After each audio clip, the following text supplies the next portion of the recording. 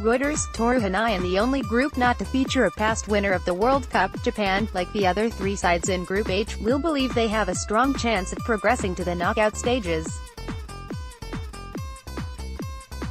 However, Japan's preparations have not been as smooth as they would have liked. Led into the tournament by Vahid Halilhodžić, the Japanese Football Association (JFA) dispensed of the Bosnians' services with only 71 days remaining before their opening group game, with JFA technical director Akira Nishino taking over the reins. Veterans Keisuke Honda, Shinji Kagawa and Shinji Okazaki have all been reintroduced into the squad. Their only game since the reshuffle was a 2-0 loss to Ghana on the home soil of Yokohama. However, with two more friendlies left to fine-tune their game plan, there's still time for Japan to find an upward trajectory to carry them into the tournament.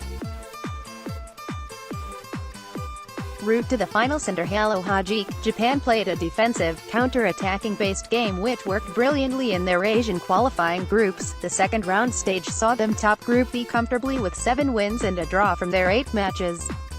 While this group featured a Syrian side who went on to impress in the next round, Singapore, Afghanistan and Cambodia proved relatively straightforward, and the Blue Samurai kept an impressive 8 clean sheets from their fixtures. With the third round group containing a harder set of opponents, Japan still managed to top their table.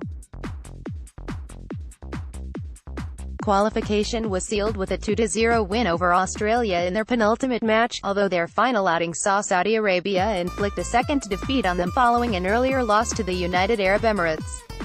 Starting Nishino named his 23-man squad with widely expected additions, but fielded a relatively new formation for the Japanese in their game against Ghana. The only questionable choice came in the exclusion of Shoya Nakajima, a midfielder who has just enjoyed an impressive season in Portugal with Portimonense. The wingbacks provided the main support for Yuji Osako, the lone forward in their lineup, who was deployed to make use of his aerial ability and strength. While it looks like Keisuke Honda will feature in the starting lineup, the 31-year-old playmaker currently at Mexican side Pachuca is unlikely to have enough stamina to play every minute for the Blue Samurai, which will see him rotate with Shinji Kagawa and Shinji Okazaki behind Osako. Key player, Makoto Hasebe. Balance is going to be the key for Japan this summer, something their team is still searching for under their new manager. The midfield, therefore, is the critical part of the team which needs to function well to provide this, with Sanfrecce Hiroshima's defensive midfielder, Toshihiro Aoyama, missing out through injury. Hasebe is the main midfield anchor in the squad. Having been deployed in the center of Japan's 3 center-backs against Ghana, it's possible that he will quite literally be used as the main link between defense and midfield. Reuters, Kai Pfaffenbach was guilty of conceding possession cheaply on at least 3 separate occasions in the first half alone, something which will need to be greatly improved going forward. If he can adapt to his relatively new role in the team, Hasebe could well prove to be the player who helps make the Blue Samurai tick as an effective team though. Fact that he's also the team captain will mean many of the other players in the squad will be looking for him to provide an inspirational example. Group stage. Group H is one of the more interesting prospects at the first round stage this summer. With no clear favorite to top the group, each game will be equally important and potentially decisive in their campaign.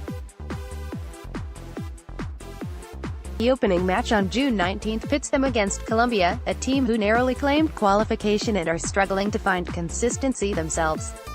Reuters, Toru HanaiIn. Senegal then Poland are the opponents who will seal Japan's fate, both carrying their own threats but both providing winnable challenges. Because of this, Japan's fate firmly lies in their own control. If they can come close to playing at their expected levels, Japan should have enough to do well in this setting. Prediction. While qualification looks to be hanging in the balance to progress through the group stages, Japan could well find themselves surprising people due to their effective attack. Defensive frailties remain their biggest problem, but they still have time to clear up the positional confusion which blighted their match against Ghana. They could well click into gear to qualify. However, if they do make it into the knockout round, a meeting with either Belgium or England is likely to be waiting for them, which could prove too high an obstacle to overcome. Want to share your opinion? Why not write for us?